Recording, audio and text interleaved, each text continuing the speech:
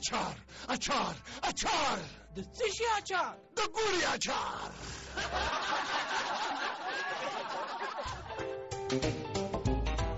جوړونکی ننګیار ناشنا.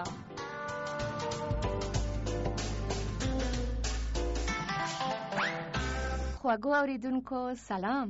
له بوزي سره څنګه یاست؟ مه خوشحالیږئ، ګراني به مو بیرته روژه کړي. د خپرونې په پیل کې د هغو لیکونو ځوابونه واورئ چې اوریدونکو رالیږلي او فیلسوف کړتو صاحب یې ځواب ورکوي.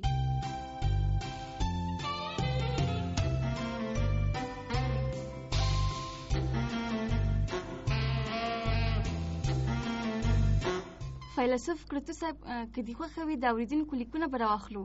راوایخله چې بیا یې څه پکې لیکلي دي.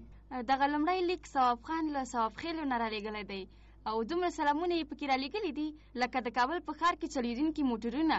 د ثواب خان د لیک رالیږلو څخه مننه او زموږ دې هم دومره سلامونه ومني لکه د دې هېواد بیکاران.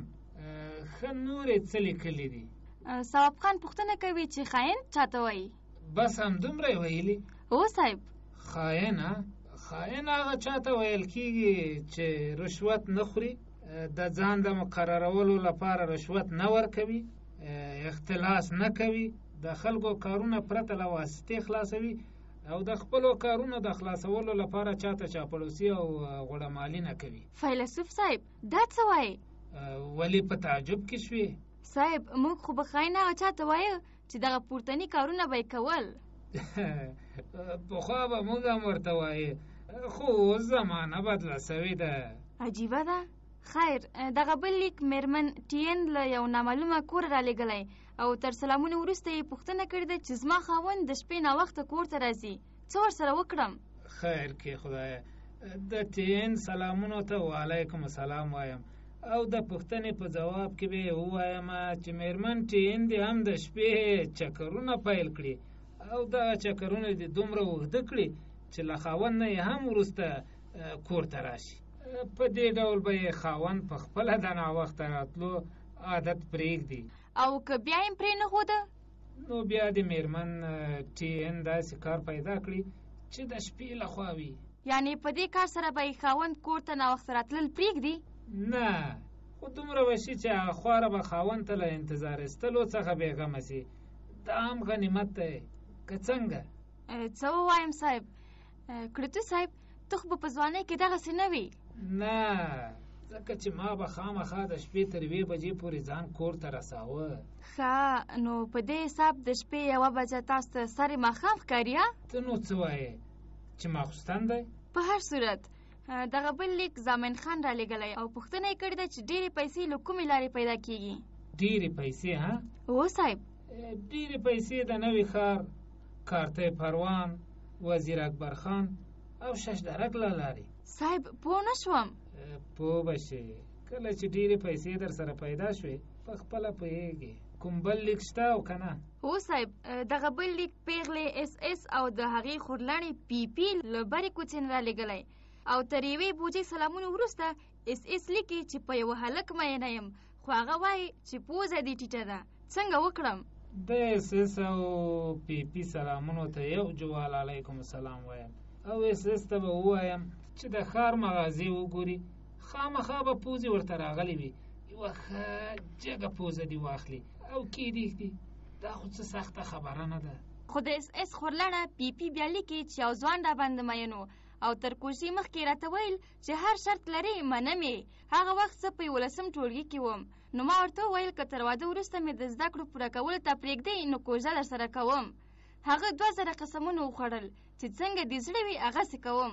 خو کله مو چې واده سره وکړ نو د واده په 2مه ورځ یې ښوونځي ته له تلو منې کړم او په 3مه ورځ یې چادري راته راوړه چې له کوره د وتلو پر وخت به یې اغوندې. اوس تاسې ووایئ چې څنګه وکړم؟ پی پی جانې ته ډېره نیکمرغه ښځه یې چې له داسې یو ځوان سره دې واده کړی دی، ځکه چې میړه به دې ډېر ژر غټ سړی شي او چې غټ سړی شو نو په خپله به هم لوړې زده کړې در باندې وکړي او هم به دې د چادرۍ له غمه بېغمه کړي. دا څنګه؟ ځکه چې اوس زیاتره غټ خلک همداسې وي چې وایي یو څه او کوي بل څه.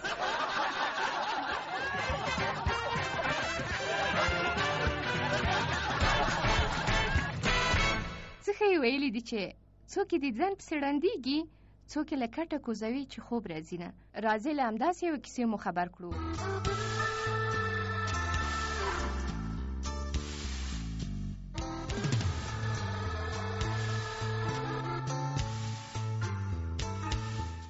زه د مینانو د راډیو خبریال یم او لومړۍ پوښتنه مې دا ده چې په ټول هېواد کې مو له پیاده ګرځېدو نه مقصد څه دی؟ زه په یوه نجلۍ مین یم او د نجلۍ پلار وایي چې مینه دې دروغ ده، نو له همدې امله لور نه راکوي. اوس زه غواړم چې په ټول هېواد باندې پلی وګرځم تر څو د نجلۍ پلار او خپله نجلۍ ته ثابته شي چې زه یو رښتینی مین یم او دغه ټولې ستړیاوې د خپلې مینې په خاطر زغمم. او که له دومره ستړیاو ګاللو سره سره بیا هم د نجلۍ پلار حاضر نه شي چې خپله لور درکړي، بیا به څه کوې؟ زه خپل سفر ته دوام ورکوم او تر هغو به روان یم تر څو یې لور نه وي راکړي. او که بیا هم در نه کړي؟ بیا به هم روان یم چې لکه د فرات غوندې مې نوم پاتې نه شي، نه یې پرېږدم. اوه ډېر ستړی شومه. راځئ دغلته کینو او یوه دمه جوړه کړو. تر اوسه مو لا ډېر مزل نه دی کړی، کېدای شي چې مېرمنې مو راپسې راخوځېدلې وي او که یې ګیر کړو نو دا ځل مو ژوندي نه پرېږدي. زه خو نور نشم تللی، کینې چې هر څه راپېښېږي د خدای رضا به وي. نو رښتیا یې ویلي دي چې زلمیتوب لیونتوب دی. که لیونیان نه وای داسې به مو نه کول. تاسې ما ساده ته وګورئ، زه بیا پرې مین وم، کلونه مې پسې ژړلي دي، خوب مې نه دی کړی او وږی تږی ګرځېدلی یم، تر هغه چې په څه خوارۍ مې ورته پلار راضي کړه او رایې کړه. ته خو لا بیا هم ښه وې اشنا چې هر څه دې تېر کړي خپله دې تېر کړي دي ګله. د ما له لاسه خو مور او پلار دې هلته رسېدلي وو چې نږدې یې ځانونه وژلي وو. ټوله ورځ به خواشینې او خفه ناست وو، خوب یې تښتېدلی وو ځکه چې ما ښځه ترې غوښته چې هر څومره نصیحتونه به یې راته وکړل د ویښته قدرې ګټه یې هم نه کوله. ما پرته له ښځې کولو بل هېڅ هم نه پېژندل او له همدې خاطره به مې پلار او مور ته د سر په کاسه کې اوبه ورکولې. ته ما کم عقل ته وګوره، یوه زړه تومانچه مې په جیب کې اچولې وه او چې هر څوک به مې لیدل نو همدا به مې ویل چې یا ځان وژنم او یا هم د نجلۍ پلار. څو ځله خو مې پلار ډاکټرانو ته هم بوتلم او په ډېرو زیارتونو یې وګرځولم، خو څه ګټه یې ونه کړه. او هغه د ښځې کولو پیریان چې راباندې ناست وو راڅخه لرې نه سول. زه ښه شوه، ټول د خپل عمل جزا ګالو. اوس دا ووایه چې چېرته به تښتو؟ څه ووایم نو، خو باید ډېر لرې لاړ شو، دومره چې مېرمنې مو ونه شي کړای راپسې راشي. هغه هلک هم پلی را روان دی او یوه غوټه یې هم شاته اچولې ده لکه چې دی هم له خپلې ښځې را تښتېدلی دی. که له ښځې را تښتېدلی وي نو ډېر هوښیارتوب یې کړی دی، ځکه هلک دی حتمن به یې همدغه اوس واده کړی وي. سلام علیکم. وعلیکم سلام. ځوانه ستړی مه سې. خیر یوسئ، تاسې ستړي مه شئ. راځه کېنه او دمه جوړه که. سمه ده، دلته به کېنم. کېنه ډېر ستړی شوی وم، د دغه غره لاره ډېره ستوغه وه. ګوره و ځوانه، پوښتنه دې عیب نه وي، څنګه دغسې پلی راخوځېدلی یې؟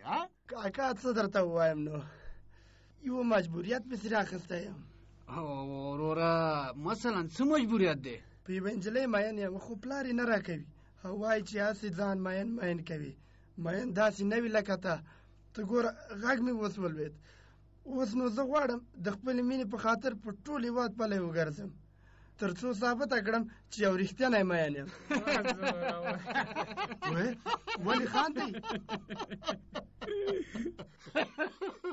لیونیه، مونږ هم یو وخت همدغسې لکه د تا غوندې مینان وو، خو چې کله مو له خپلو معشوقو سره ودونه وکړل او څو ورځې تېرې شوې معشوقو له ځانه بلاوې راته جوړې کړې او دغه دی ټول د خپلو ښځو له لاسه را تښتېدلي یو او حیران یو چې چېرته ترې پټ سو.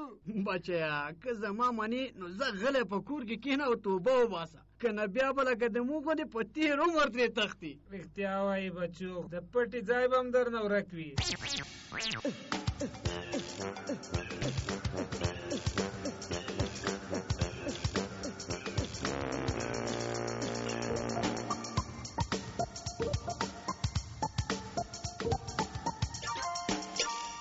او دا هم هغه آزاد او آزاد شعر چې سلیق کې دی زما د پرزو جاغور.